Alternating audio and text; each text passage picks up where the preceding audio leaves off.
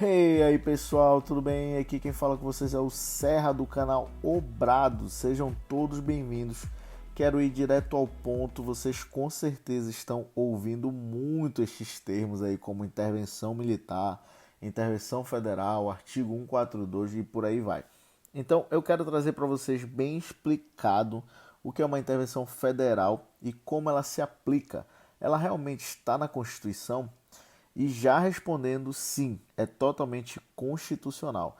A intervenção federal consta no artigo 34 da nossa Constituição e ela diz que a União Federal pode intervir nos estados e no Distrito Federal com alguns objetivos que eu listei aqui. Objetivo número 1, para manter a integridade nacional. Objetivo número 2, repelir invasão estrangeira ou de unidade da federação em outra. Por exemplo, o estado do Amazonas quer se tornar uma nação soberana. Ela não quer mais depender do Brasil, ela quer se tornar o país chamado Amazonas. Então, isso é totalmente constitucional. O presidente pode sim protocolar, assinar uma intervenção militar, justamente para quebrar esse movimento de independência ali de um estado, tentar se tornar ser independente ali é totalmente criminoso e inconstitucional. Outro exemplo ali é o estado do Amazonas, por exemplo, entrar em uma guerra ali por algum motivo com um estado vizinho ali do Acre, por exemplo, há uma guerra entre os dois estados ali. Novamente, o governante executivo, que é o presidente, pode trazer à tona aí o ato da intervenção federal, assinar o decreto e justamente unir as Forças Armadas para intervir ali naquele momento. Ou, por exemplo, um exemplo de repelir invasão estrangeira. Por exemplo, ali no estado de Roraima, né? Na fronteira do estado de Roraima, que tem a cidade chamada Pacaraima ali, que tem a fronteira com a Venezuela, que é um outro país, acontece uma invasão de um grupo de guerrilha, por exemplo, vindos da Venezuela. E este grupo está causando a desordem nessa fronteira, trazendo caos, assaltos e etc. Então, neste caso, para que a soberania do Brasil seja estabelecida e o poder do Brasil seja transformado em ordem naquele lugar, o presidente do Brasil pode assinar o decreto que instaura uma intervenção federal naquela região. Porém, esse documento precisa estar descrito o efetivo que será deslocado para essa fronteira, a data, o objetivo, tudo relatado certinho. E esse decreto deve ser encaminhado para o Congresso Nacional. Abre-se uma votação para o avanço e o cumprimento dessa intervenção militar ou não. Lembrando que a intervenção militar é apenas o termo, tá, pessoal, criado, já que são os militares que vão para o fronte de ataque.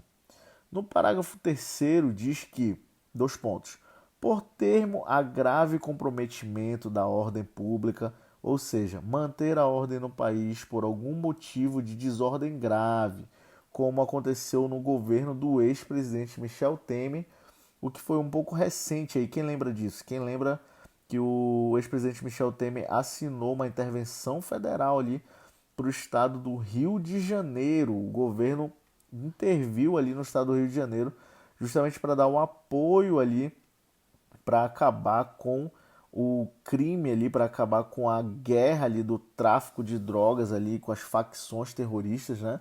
Então o governo do Michel Temer assina esse decreto e passa-se a aprovar lá a intervenção federal no estado do Rio de Janeiro ali, né? O exército começou a fazer a pacificação dos morros ali, o exército foi realmente para as ruas, todo o grupamento ali do exército com apoio da aeronáutica e etc, marinha, e teve essa intervenção militar no Rio de Janeiro, com certeza ali no governo do Michel Temer. Então, veja que dei alguns exemplos práticos aqui de como pode se dar uma intervenção federal.